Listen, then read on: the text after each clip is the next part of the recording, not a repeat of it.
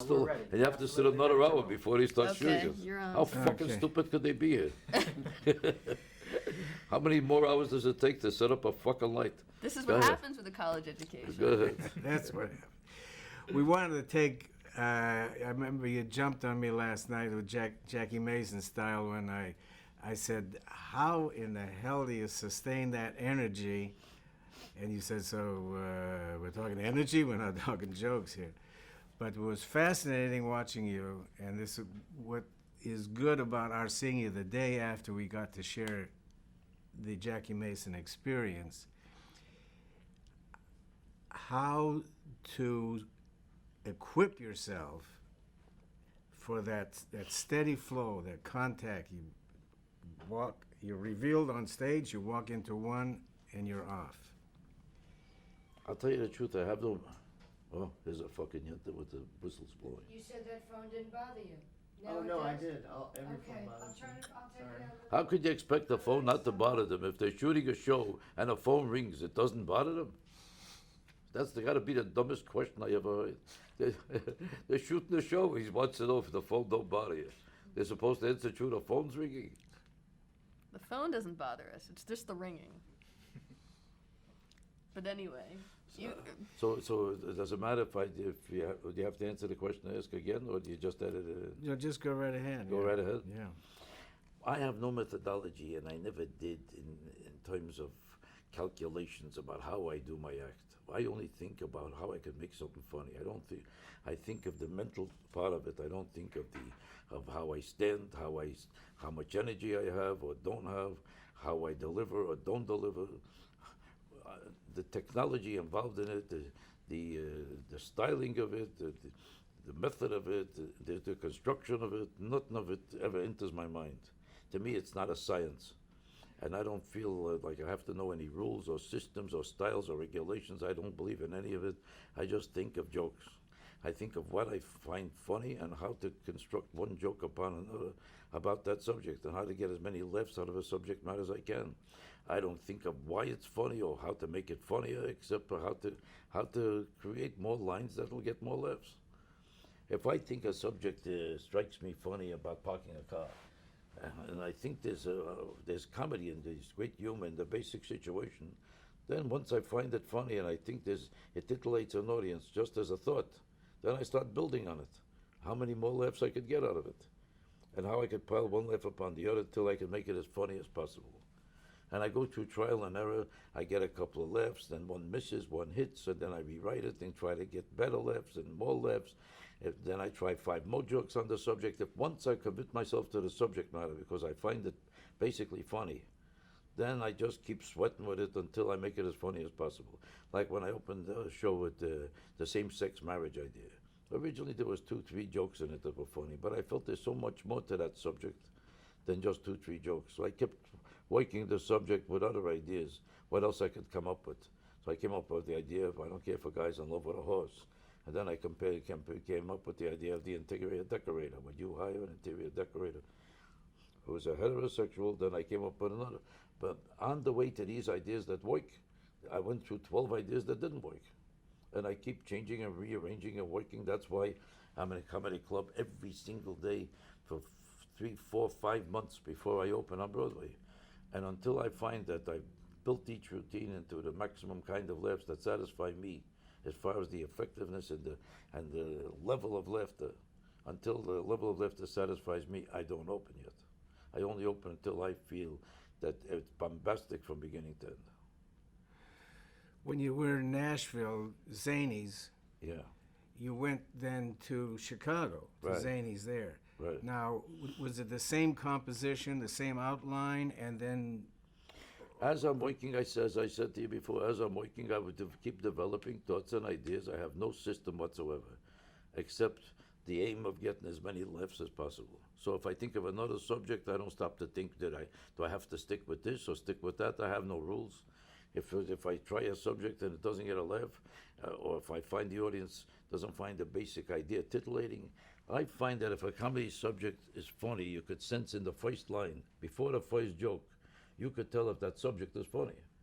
If I talk about the Atkins diet, and I said the only person who ever died from it is Atkins, and I see if they're laughing at the idea of the diet. Once I see it's titillating as a subject idea, then I keep working with it.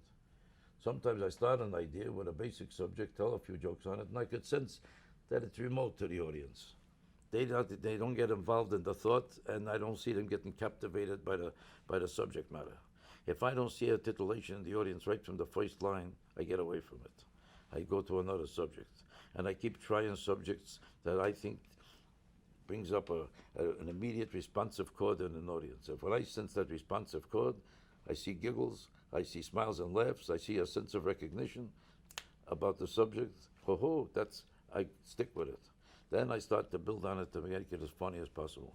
By the time I went to Zanies from that first club, I might have discarded 2 or 3 subjects that didn't work and try to build 2 or 3 more subjects that would work.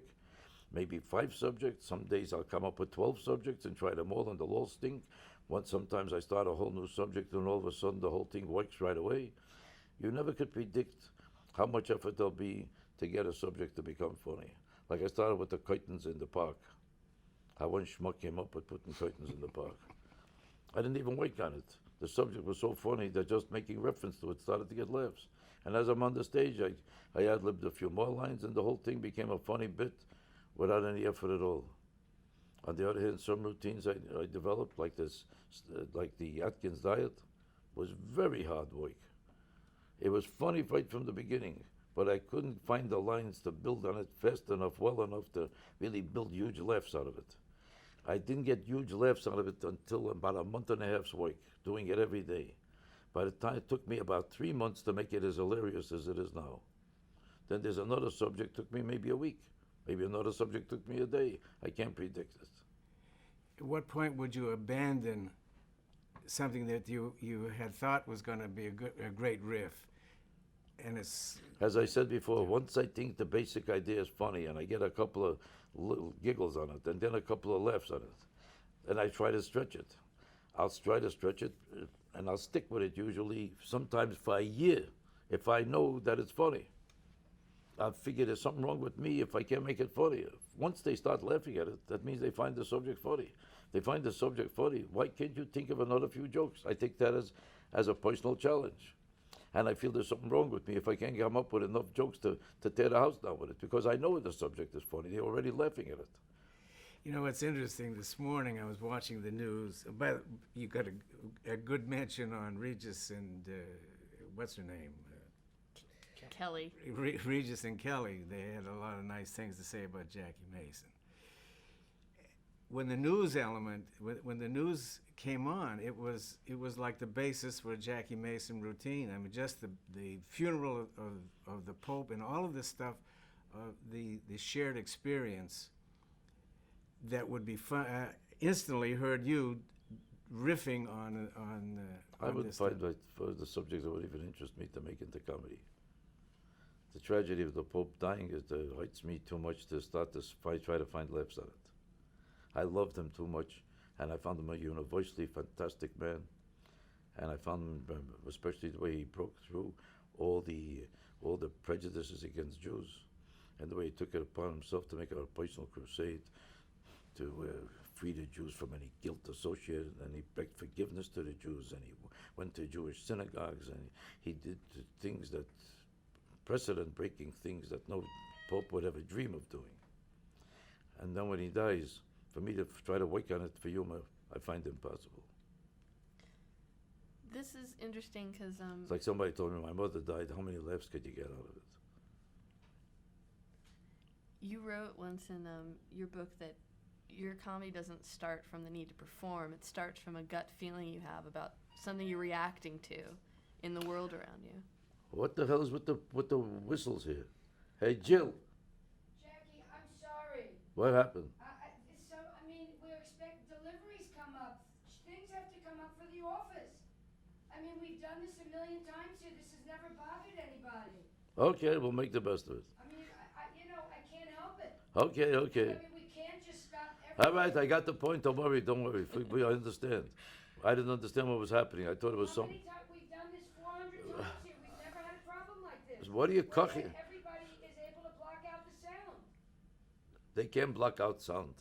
And if you can't help it, you can't help it. We're not making such a fortune with them here. Don't worry about it. Go ahead. True life experience. You said Yeah. to me, your question was, does it come from a need to perform, or does it come from the fact that I just find things funny? I find the comedy and humor all the time, and so many of the contradictions and ridiculous things in human behavior. But I don't. But I don't create comedy out of it for no reason. I create comedy out of it because I'm an egomaniac who wants to be on the stage and be a star, and have a brilliant career, and be celebrated as a person. I know what drives me is insanity. Just because other performers can't admit it because they're too sick to admit it doesn't mean we all have to be that sick.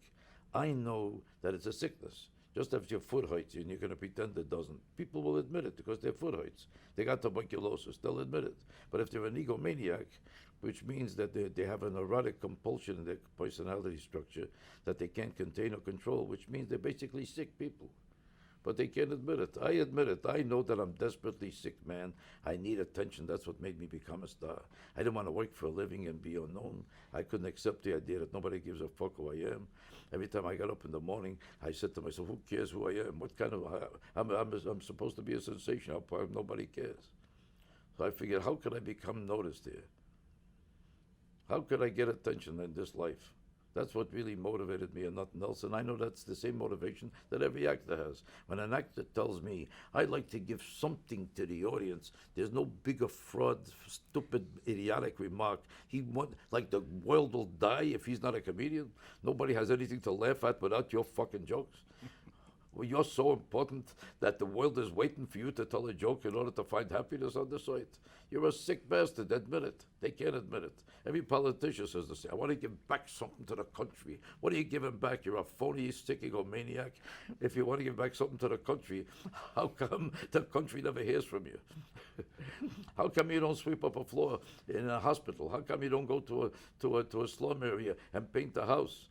How many times did you go to an earthquake area without taking pictures and pick up a shovel or a broom?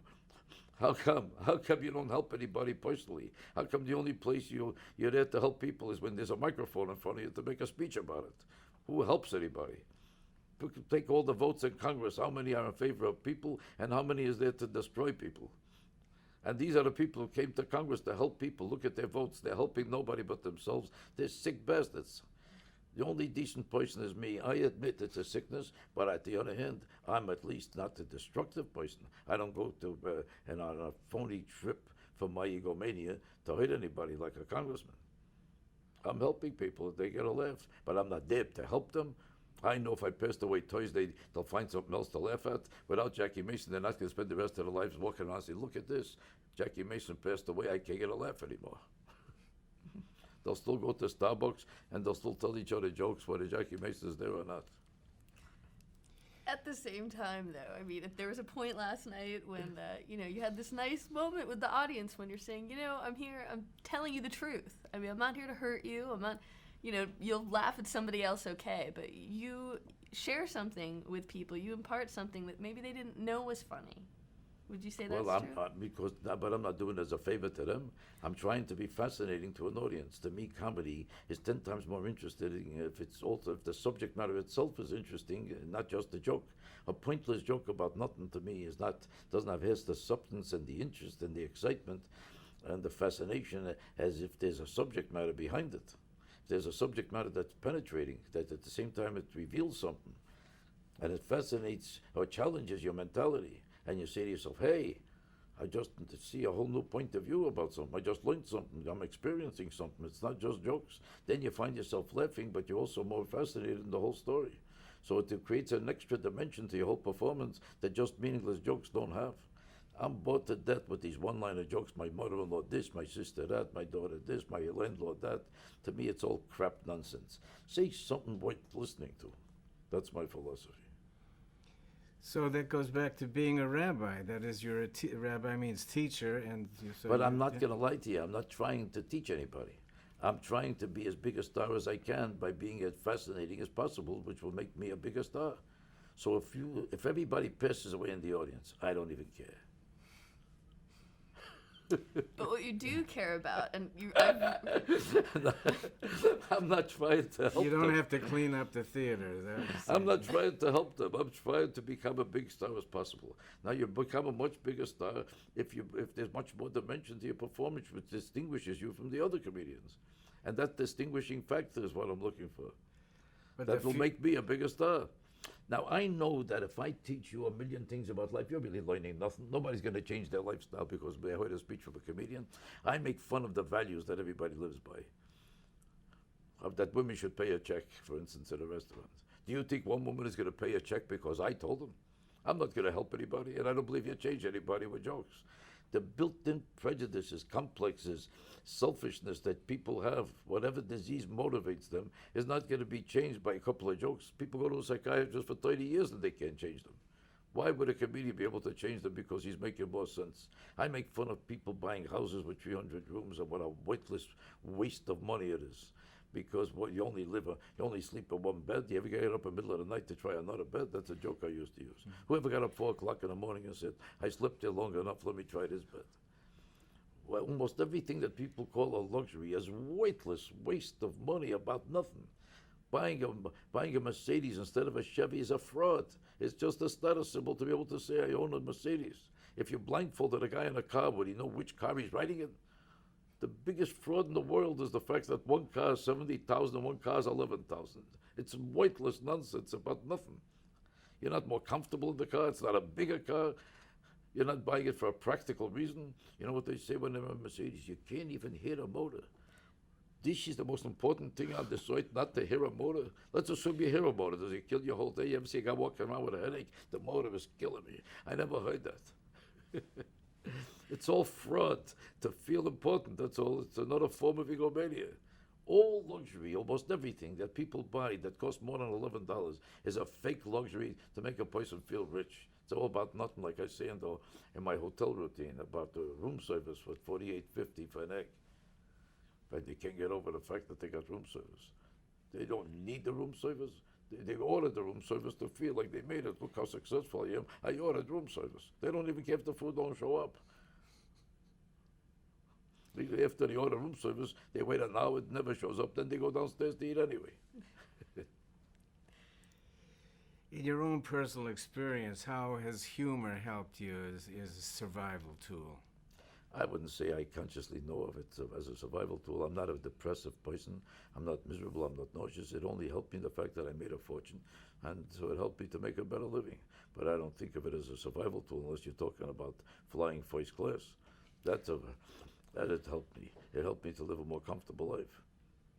But it didn't help me as a survival tool mentally. I don't need jokes to help me as a survival tool. I'm not a depressed person, and I don't need jokes to help me enjoy life. I see life in a humorous vein. Life is all on how you see it. You see, two people have the same life. One guy with $300 a week is nauseous. Another guy with the same $300 is happy. One guy running a delicatessen, you come in, he's harassed all the time. Another guy with the same delicatessen is always comfortable. One guy will tell you all the troubles he had. The other guy with the same troubles tells you how good he has it. It all depends on your outlook on life in general. People carry around with them a certain attitude about life. And they interpret everything in life from the basis of that attitude. And if you are an optimistic kind of a person, the same thing that bothers somebody else is not going to bother you. Watch a Jew and a Gentile waiting for a plane to show up at an airport. The Gentiles are sitting there like it means nothing, and the Jews are coughing and burning and screaming and cursing and chasing everybody and wondering, and they're calling up mothers, brothers, cousins, aunts. I'm late, I'm earlier. Who the fuck did this and how did this happen? And the guy am I reading the paper. Why is that? Because Jews are sick bastards and they see everything from a point of view of human misery. So then the survival mechanism is a Gentile factor. The survival mechanism is something that I happen to have an attitude about life, that I'm a philosopher about my own life. I'm philosophical about it and I'm accepting of it. in the 20 years of my career that I was in the shit house, I wasn't walking around miserable. I was never depressed for a second. I was running around to the same coffee shops and bothering the same people and asking the same questions and doing the same thing and reading the same papers. I didn't suffer over it. I don't deny that I was trying different ways and means to get out of it to become a star, but I wasn't suffering it. I see it as a hobby, as an ego trip. I don't see it as a mandated prerequisite for enjoyment of life. It's not a prerequisite. It's a hobby. If you see it as a prerequisite that you have to be a success to enjoy life, then you're another step sicker than I am. Then you're really sick. Then you're one of those jealous comics like I don't want to mention his name because he passed away, like Rodney Dangerfield and Alan King. These people who passed away, they were always miserable that somebody was a bigger star than them. They spend their whole life cursing me because the only thing that bothered them is I became a bigger star than them. No, I don't walk around cursing Eddie Murphy because he's a bigger star than me. It doesn't bother me that somebody else makes more money or is a bigger star. God bless them. But these people are always suffering because any kind of negativity in their life drowned them in human misery. I never suffered from that. So that's the same element, the same chemical mix, or whatever we could name it. Whatever philosophy I adopted. That was your survival mechanism, because almost every comedian that we've talked to we started to call it the Pagliacci syndrome. I mean, a tremendous amount of depression going along with guys in comedy. That's what you found in all of them? Almost all. No kidding. Mm-hmm. I've heard that very often about comics, and the little I know about them, I tend to think that it usually is true. But I never found that a problem in my life. I don't ever remember feeling depressed about myself. I always thank God I'm healthy and I could walk around and I could keep moving and ask people questions. My hobby is trying to understand what makes the world tick. I'm endlessly inquisitive and curious about life in general, and I study the world as my hobby. This brings back to, we were talking before about how easily these your riffs seem to flow, and you're very comfortable with pointing out these little foibles that we maybe all take for granted, but you see as humor in. And you've said before that when you started doing nightclubs and you started your early career as a stand-up, that you didn't think you were really funny then because you were trying to be someone else. You were trying to maybe imitate like a Bob Hope or someone else. That was me. You said that in Jackie Oy, but you really came into this Jackie Mason humor when you just were yourself. And I wonder if you could talk a little about how you found this voice. If that happened to me, it happened to me for an hour. I don't remember it having a long period of uncertainty about how I wanted to behave on the stage or what kind of a character I would be. I was always felt that I was playing myself and I was saying things in my own way, however I saw life. Maybe when I started out, I thought I would sing and dance and do impressions. That's how I started in the business. That's the only time I didn't know what I wanted to do. But once I started feeling comfortable enough to talk to an audience, I never stole other people's jokes. I never wanted to adopt somebody else's personality. I was never impressed enough with what somebody else does to think they could do it better than me. I felt from the beginning that I could see people laugh whenever I talked to them, and that when I start to tell jokes, I found that I could get laughs right away. When I went to the Catskill Mountains when I was 21 for my first job as a social director, in the Catskill Mountains, there were social directors where they would hire a guy who couldn't get a job in show business because he was a novice and he didn't qualify yet as a professional comedian. And he wanted to be, they called it a tumler in the mountains. Did anybody else go through this in these episodes? So 40 years ago, or even up to 20 years ago, there was like hundreds of hotels in the Catskill Mountains. Now there's only 2 of them, or 3 left. Because Jews don't like to go to any place that's too Jewish. Now they consider it too Jewish, so they don't go there. They say there's nothing to do there. There's swimming, fishing, rowing, and dancing, and nothing to do there. There's all kinds of swimming pools and nighttime shows and daytime shows and food flying from 19 kitchens all day and night, and they still say there's nothing to do there. Then they go to East Hampton and they say, oh, East Hampton, there's a lot to do. They walk up and down the same block with an ice cream cone for 3 weeks. And they tell you how happy they are to be in East Hampton. Obviously, they're just sick people who want to feel trendy. Jewishness is an embarrassment to a Jew. if it sounds Italian, it's continental. If it's French, it's romantic. But if it's Jewish, it's nothing because it reminds them of being a refugee from their parents and running from countries all over the world, being persecuted, rejected, neglected, and hated. So they have to pretend that if it's Jewish, it stinks. That's how they have to convince themselves that there's something wrong with it. They don't know what's nothing wrong with the mountains. There was something wrong with their heads. They were just sick bastards who couldn't tolerate the idea of reminding themselves that they're still Jewish. So they have to invent East Hampton as a place to go because they'll feel over there, they feel trendy, they'll bump into a star and feel like they're in show business. They'll bump into a designer and they'll feel like a trendy, like all of a sudden they're in Saks Fifth Avenue or they're in wherever they are. It's all a disease. But when I started in show business, I went first to the Catskill Mountains as a 21-year-old Catskill Mountain tumbler. And I started to tell jokes among the characters in the hotel. And I started to entertain them in the lobbies in front of the lawn, jumping up and down, playing volleyball, handball, basketball, running around, bothering people and trying to be funny because that's what I was paid for. And I saw how funny I could be with people just tumbling with them. So I said to myself, well, I could try to do this as an act. Now, in the same hotels where they were social directors, they used to book shows on Saturday nights. And I developed an act, and on a Saturday night, I started working as a comedian. I got $35 for my first show, and I was a hit. And by the time the season was over, I went from a shithouse little hotel that had 80 customers to the Concord Hotel that had 2,000 people, and I was the star of the Concord by the end of the same summer season. So I knew that I'm in the right business. And I knew I could make a living at it because I moved in it very fast. It took me no time at all to see that this is what I could make a living from. When I first saw you at Slate Brothers, that was the first thing that impacted me. I said, my God, this ain't the same thing warmed over. This guy's doing something new and original out of his own and shared experience. Right.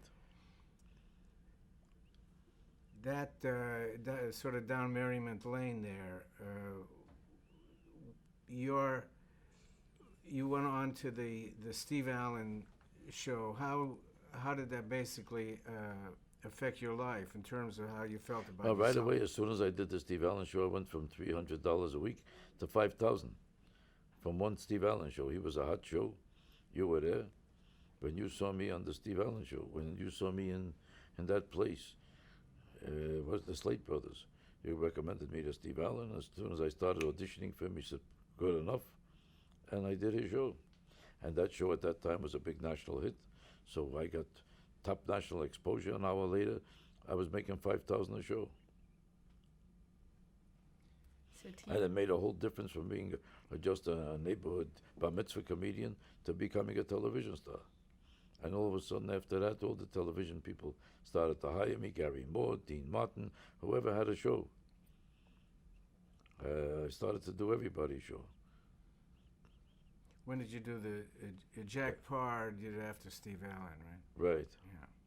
Yeah. The real biggest difference in my life was Jack Parr because he put me on the show 11 times. Yeah. And one week after another, my price kept going up with each one of those appearances.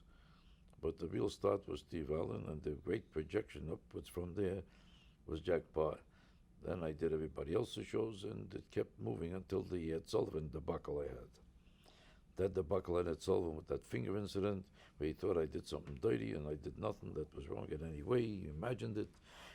And he loved me before that day, and that day he got offended. He thought I gave him a dirty finger. And the ironic thing is I didn't even know what that meant.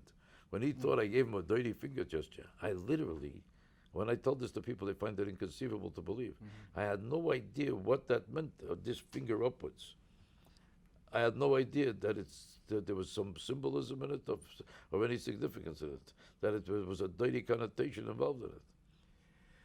So he told me I did something, and I did not understand what I did. And there I see a screaming Gentile blowing his top in my face, threatening to wipe me out, and I couldn't figure out about what. Then when I got off the stage, they explained to me that I did this, and this is a filthy gesture. But I didn't do this. What I did was imitate his finger gestures. He told me they have 2 minutes left, so I started to make fun of his gestures to me. And I said, you got fingers for me, I got fingers for you. A finger for you meant to people a dirty thing. I didn't know that. So it wiped out my career for the next 10 years. And yet you say that poor pure me didn't happen. You just went on. You fell off that cliff and you just dusted Well, yourself I off. wasn't dying after that. Instead of being a career mounting a crusade towards the top, I was a career leveling off towards the bottom. But even instead of moving up and moving down, instead of going up to 10,000 or 100,000, I went back to 5,000. 5,000 a week 25 years ago was not such a bad life. Everybody was pitying me who was making $40 a week. Everybody I met in the street who was making $40 say, I'm sorry, geez, I feel so bad what happened to you. This guy can't afford to take a bus. I'm flying first class, and he's pitying me. He can't afford a hotel. I'll be living in the best hotels with 5,000 a week, and everybody was pitying me. It was like the downfall, just like people are pitying Martha Stewart right now. Of course, she went down from 50 billion to 300 zillion, and everybody says, look what happened to her. And people making $11 a week, I'm walking around crying for her. Are there any lessons you took from this, though, about the power of that medium of television? No, it did not take any lessons. I'd have to be a moron not to see that the guy who was the biggest guy on television at that time would have power if he lost me up. It's not hard to see. If the Pope called me a Jew bastard, it's hard for me to believe that nobody would believe him. He was like the Pope at the time. Just as a historical point, when you finally got back with Ed, did he realize that he made a goof? He not only realized, he apologized to me profusely, he begged me forgiveness. He felt terrible. He said to me, he said, you know, it's like having a fight with your wife. He used this metaphor. It's like a fight with your wife, where you know you're wrong, and no matter how wrong you are, somehow you're too embarrassed to apologize. He says, I'm sorry, he bumped into me at the airport and made this speech. I bumped into him at an airport. I turned around. I didn't want him to see me. And he saw me turn around, and he ran over to me. He turned me back around. And he says, Jackie, I have to talk to you. I said, why not? I thought he wanted to tell me off again. And I was ready to tell him, fuck you. I don't need you. I could live without you. You did enough harm to me. I don't think I have to listen to you again. I was ready to abuse his head off at the airport. And instead, he had like almost tears in his eyes and started apologizing to me. It was very moving to see it. Mensch. He said, this was about a year after the incident happened. He said, you don't know how miserable I've been since that happened, that I knew I was wrong for doing it to you. All my friends told me that you didn't mean any harm, and then they replayed the tape to me, and I saw that you didn't mean anything, and I should have apologized to you a long time ago, but I never was able to do it. And this and that. That's a very interesting thing. He was completely unique. I mean, those people who share the Ed Sullivan experience have a commonality of views about him? Of views, yeah. What's the commonality they feel about him? Number one, that he considered himself the king of comedy, and at sometimes he was right about stuff. The truth of the matter is he was always wrong. He almost was always wrong. He was totally ignorant in terms of comedy. He thought he had taste and appreciation and awareness and a sensitivity. He gave himself a title that he knew nothing about. It's like all of a sudden they made me a conductor of the symphony orchestra. I never saw an orchestra in my life, but because they gave me the baton and say, hey, you're a conductor, I'm conducting. I don't know what the fuck I'm conducting about, and he didn't know what the hell he was talking about in terms of comedy. Every time he told the comedian, this line is not funny, that's a line that got laughs for this guy maybe for 30 years. And he would look at you and tell you, this is not funny. I'd like to put this line out. But then because of that, it doesn't connect with the other lines. You don't need connections. You'll work it out. Now, just that statement alone, he must have made 300 times. Now, how big a schmuck could you be to think that he knows what he's talking about? But he had the power, and he was very nervous, and he thought he was running his show. He meant well. He wasn't a bad human being. He didn't mean any harm. He was just nervous, tense, and frightened. He couldn't understand how he got there. And he was on top of the game. And he said to himself, Jesus Christ, this is going to fall apart any minute here. So he had an overabundance of panic and a total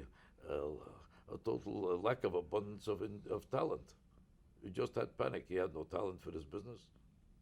He had a talent for public relations, so he knew that which personality might make a big hit on the show. That's what kept the show surviving. His talent for his public awareness, the fact that he was a simple man who could identify with the public's taste, who were just as simple as he. And he knew what they would enjoy because that's what he enjoyed. So he got the most popular kind of acts, and that's what kept the show alive. But when he came to becoming an expert on comedy and tell you what to do, and which he used to micromanage everybody's act, which was completely idiotic because he didn't know, had no idea what he was talking about. He was just nervous, that's all. He brought nervousness to the job, nothing else. That's good. That's a good epitaph. He brought nervousness. Yeah. Something you said last night. What are you looking up for help? You can't think of a question. No, He knows I'm trying to ask. No, a question. the How thing come you is, can't no, think I of a got put. It just. How good are you in this field if you're looking for help right now? I notice you can't even think of another question. Which one to do next? No, actually, I just did a whole Ed Sullivan flashback because I was so intimately involved with him in a whole different way. Because he was my straight man, so I had no problem. You know, he wasn't a finger. He didn't say go on stage and then you do it. He stood beside me, so I had tremendous advantage Right. with it. So that my eyes disappearing in my head was. He was the world's most straight man too. I'll tell you. I'll I don't think tell you a it's- couple of the. It's those impossible to be as bad a straight man as he was. He sounded so stilted when he was trying to set you up with your joke. He couldn't even say one line that sounded believable. He was a thoroughly awkward guy, but he was a very sincere guy. I never disliked him for a second. You know that I don't think he had a bad bone in his body. He meant well, and he did the best he could. He was just unbalanced.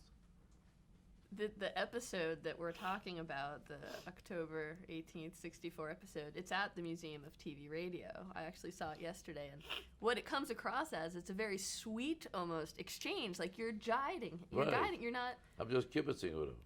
And you said, this reminded me of something you said last night. You're not out to hurt anybody. Right. You're not, like, an insult comic. But yet a lot of your humor, you know, you'll start off, I'm not going to make, a joke about Reagan. You know, it's not his fault. He doesn't know what he's doing. And I just wondered, sometimes that's gotten you in dangerous grounds with certain people who couldn't take it. And I wonder, how do you self-edit?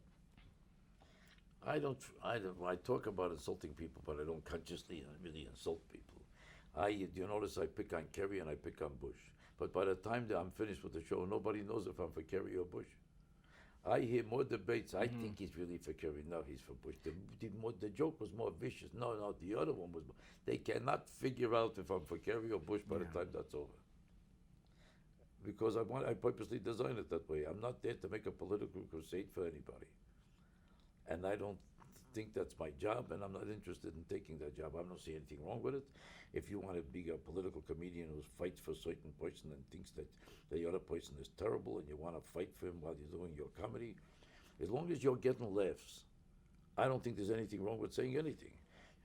If you become so much of a crusader that you sacrifice your laughs for your crusade, then you're taking people's money under false pretenses. That's false packaging. Then people deserve their money back. Then you're a low-life pig. I'm a low-life pig if I go to start the crusade for one side or another at the expense of the laughter, because I'm billed as a comedian and people came to hear jokes. I have no right to come there as a crusader. Tell me you're a crusader, so I'll make a choice if I want to hear a crusader or not. You told me you're a comedian. Where's the jokes? I owe you the jokes even if I want to crusade while I'm doing it.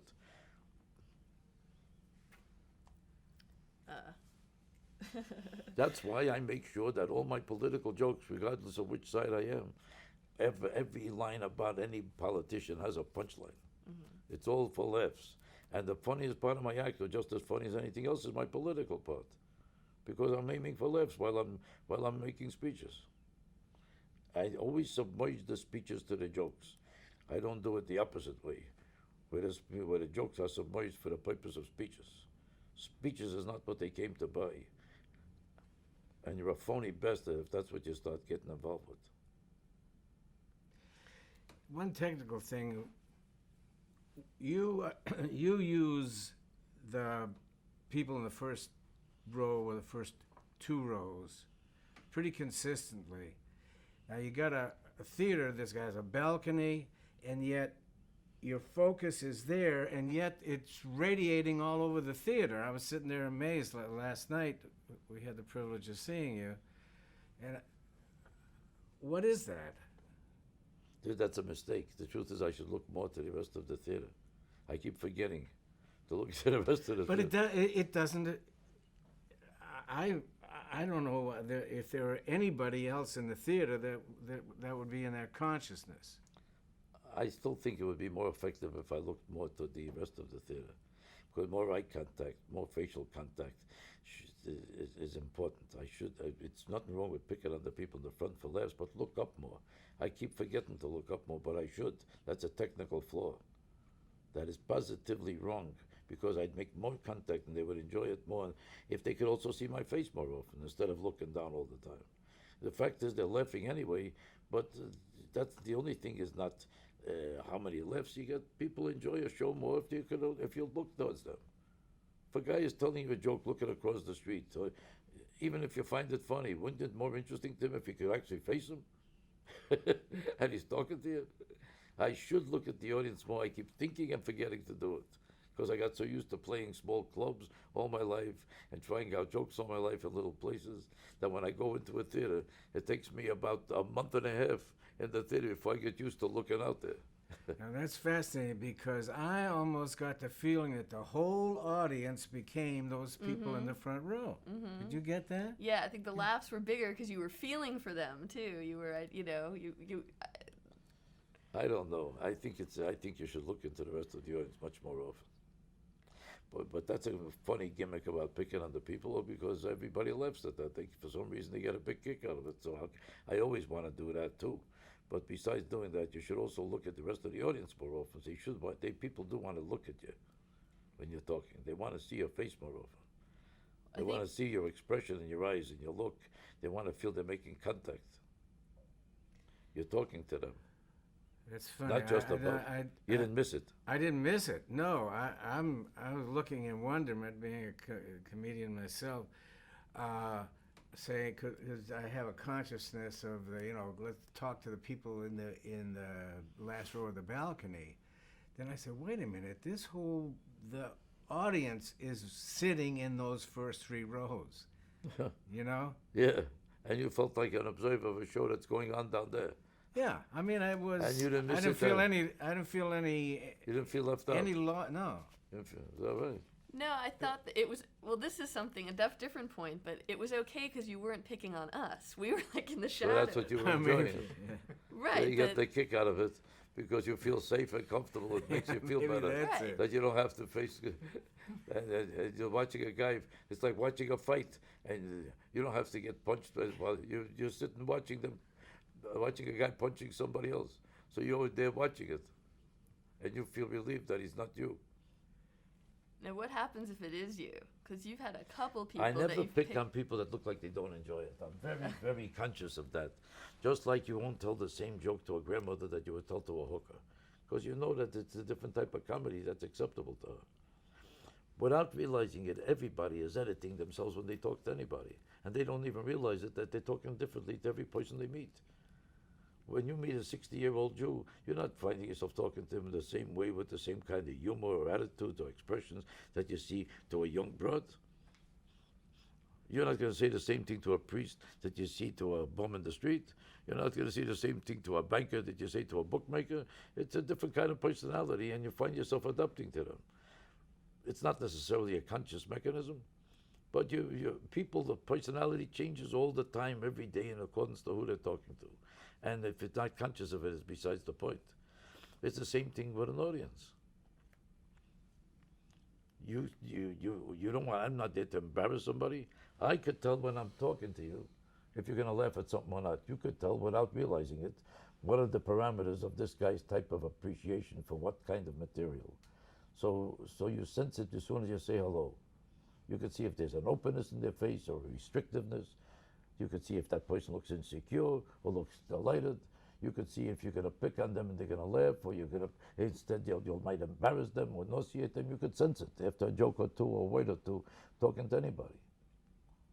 Why do you think when you meet people, some people you feel repulsed by, and some people you feel propelled to? Some people you feel there's a kind of a commonality, and sometimes you feel a kind of disparity, of difference. There's a total difference in the form of the personality structure.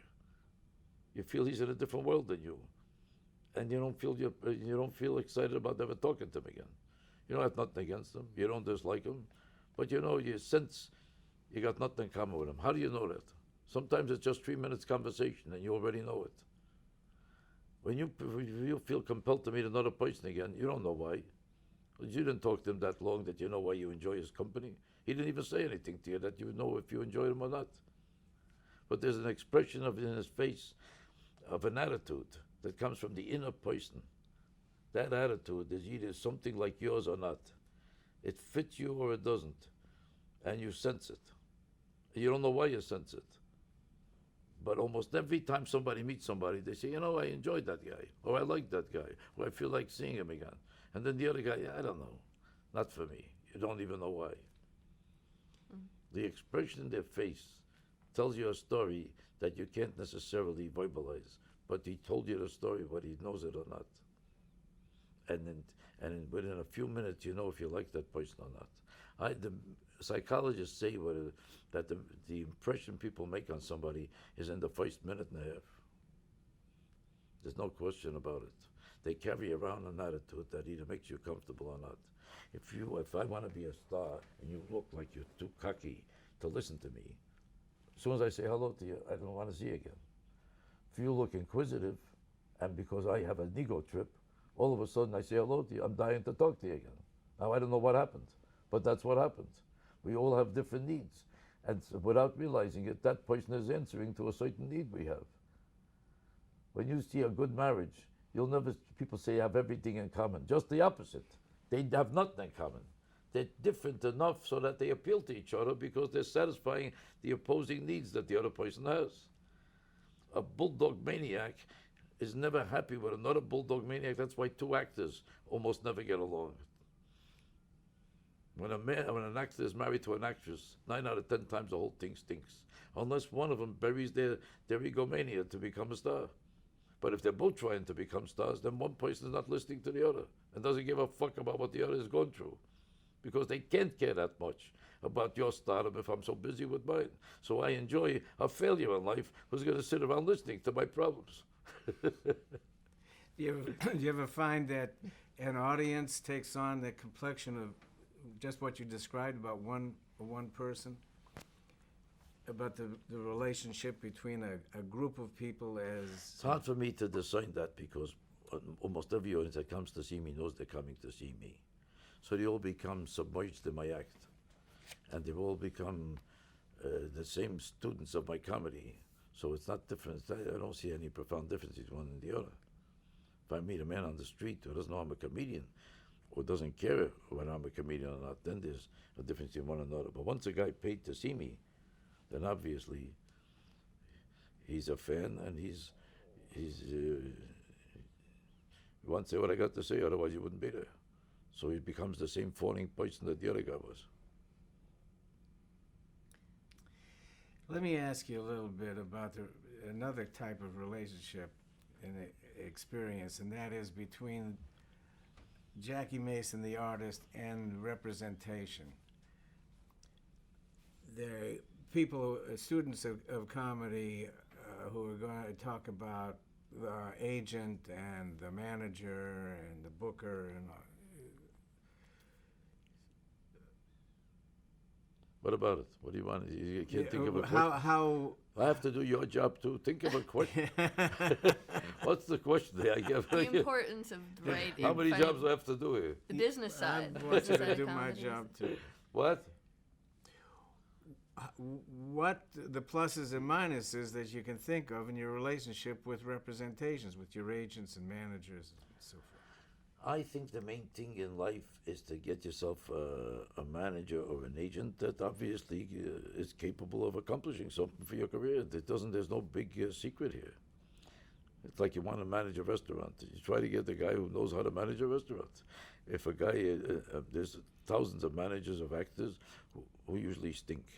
By far the majority of managers are just people who don't want to get up in the morning to go to work. And they haven't got enough talent to become a comedian, a dancer, or a singer, so I say I'm a manager. They want to be in show business, they got no talent or no brains, and they don't want to work for a living, and that's the combination that makes them into managers most of the time.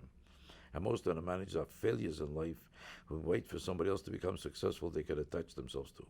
The guy is a failure going everywhere. He doesn't want to get up in the morning and he can't do nothing. In other words, a real fucking idiot usually becomes a manager. Because he has to find somebody else who's successful in order to give himself a way to make a living. Now, this is not true with all of them, but it's hard to find one that's not like this, that doesn't fit this description. When you find one that doesn't fit this description, a guy who really knows how to be successful and make money, who knows how to manipulate a career and knows how to make the right kinds of contracts and contacts, and knows a contract from a contact, and knows the difference of of who's playing where, and how to build a career, and how to promote you, and how to sell you, and how to develop you.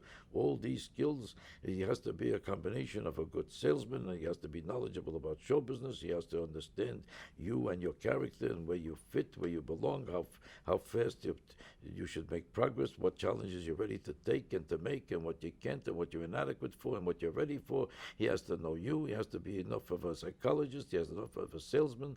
He has to know enough about the business. He has to have a whole combination of talents to be a good manager. That's why there's so few good ones. Most of them know nothing about any of these things. All they know is, who could I find that's making money so I could latch onto him? You've had a lot of people giving you advice, good and bad, over the years. A lot of people involved in your career. From the benefit of hindsight, looking back, what do you wish you would have known when you started about controlling your own image and your own career? Can't think of any big mistakes I made, except if it's Ed Sullivan Flap. That was absolutely unpredictable. Besides that, Ed Sullivan Flap, my career went very well from the very first 20 minutes. I didn't have any major hurdles or problems to overcome besides that. And it went swimmingly well. I didn't depend on managers that much because my career basically sold itself.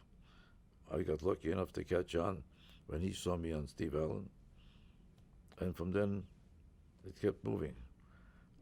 And after that, when I was in a shit house with my career, after the Ed Sullivan Flap, I had to find ways to see if I could rebuild it. I produced pictures that went into the toilet. I thought, if I make a picture and I'm the star, I'll imitate Woody Allen or Mel Brooks. And if the picture's a hit, I'm a star again. So happens the picture stunk. I didn't know what I was doing, and I wasn't much of a director or a producer, and I depended on other people who didn't know what they were doing either. I didn't get emotionally involved with really structuring it and writing it or struggling with it. I just took chances. I figured, we'll try this.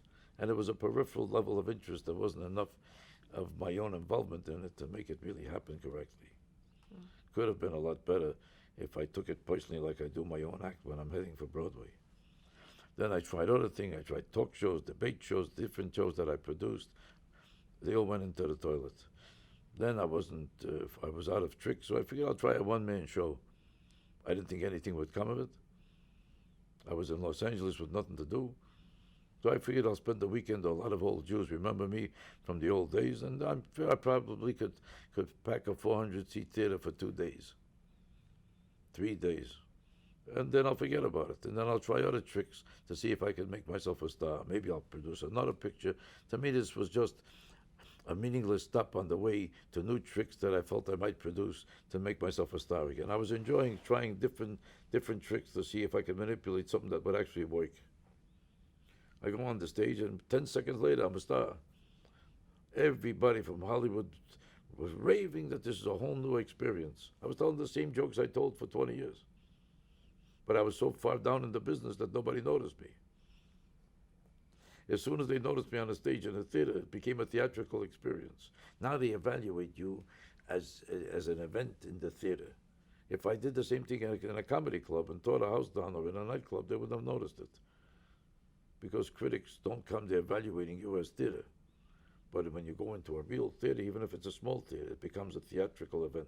Now the critics come, the reviewers come, and they all came. And to them, it was a whole new experience. My career was so dead that they thought I just started out.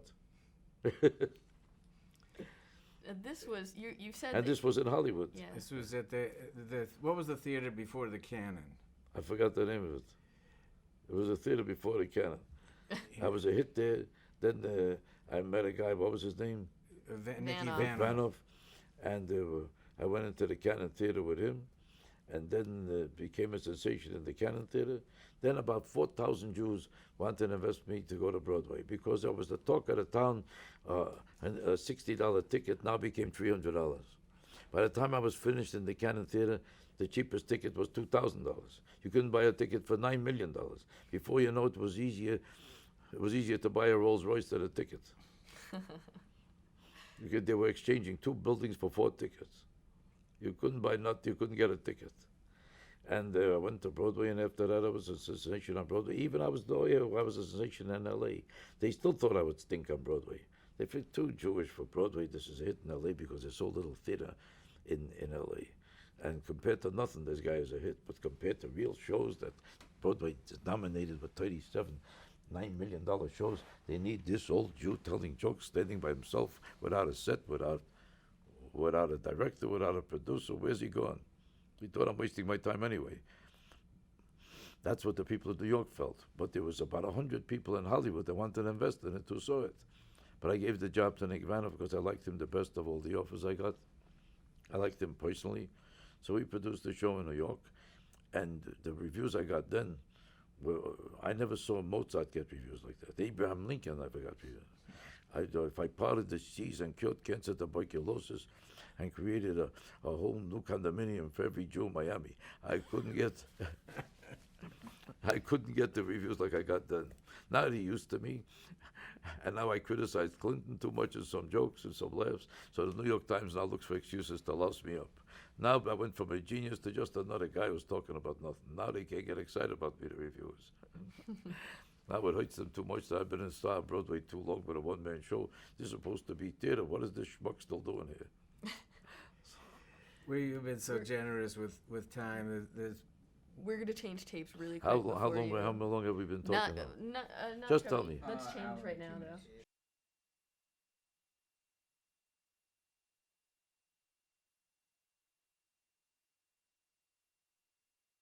I didn't know that. So Okay. tell them I'll be out in Let's- 5 minutes. We'll just wrap. Okay. We've been asking one question, just in common, which is, are you rolling? Yes. Yeah, Yeah. absolutely. Was it worth it? The whole career? Yeah. Well, as I said to you before, I'm an egomaniac by nature. And hey, hello? Could you please keep quiet there, Jill? Who's talking there? Ray. You're not allowed to talk now for another 3 minutes. You got to try to keep your mouth shut. You got to try to keep your mouth shut for another 3 minutes. Hey, Ray. Yeah. Is this hard for you for 3 minutes to keep quiet? Go ahead. The question. What you asked me is was worth it. If a guy is an egomaniac like I am, and he doesn't want to get up in the morning to go to work, and he can't get over himself listening to himself talk, which is not only me, which is every actor in the world, that's why a person is an actor. Did you ever see an actor that thinks it wasn't worth it if he succeeded? I never saw such an actor in my life. Because his sickness is being answered. It's like you give a guy has a disease, and the doctor comes with the medicine, and the medicine cures you, and because of this medicine, you're a healthy person. Was the medicine worth it? Every minute that I'm on the stage, I'm taking a medicine for my disease. So every minute that I'm getting a laugh, there's no alternative unless I want to do nothing. If I'm doing nothing, it doesn't feed my egomania, it doesn't cure my disease. If I'm working at something else, it rubs against my disease because I'm not getting attention while I'm doing it. So to me, it's a waste of time. So where am I going to find something where they're giving me money to do what I want to do to cure my disease, which is telling jokes and listening to applause? Every time a person applauds, they're saving an old Jew. And anybody who interprets it differently is a fucking deranged liar. The simple fact is that acting is nothing but begging for help for the disease you have, for your need for attention. That's all that acting is. Everything else about the art is 100% bullshit. It's all incidental to the main motivational factor. If it happens to be an art involved, it's incidental. It's not the motivator. And that's what I think. Thank you, Jackie Mason. It was Why not? brilliant. Who's going to work for nothing? That's You know, I just had one out of curiosity. You started the book, Jackie Oy, talking about timing and the Yeah. importance of right timing. Wonder if it's possible to just give an example of how bad timing can ruin a joke, but the right timing can really deliver a laugh. Well, I don't think you could give an example. It's very obvious that a person should wait for laughs before you go to the next joke. And you have to have an instinctive feel for what the audience is experiencing. You have to sense when the audience is reacting to a joke and when the reaction has hit its apex, and then go to the next one. When it's hit its stride, then go to the next thing. Not to step on a laugh shouldn't be such a trick. They call that timing, that you didn't interfere with your own jokes by stepping when they're still laughing. Now may I say thank you? Yes, you All right. It's a little Jew broad here. Right? Get an extra thing.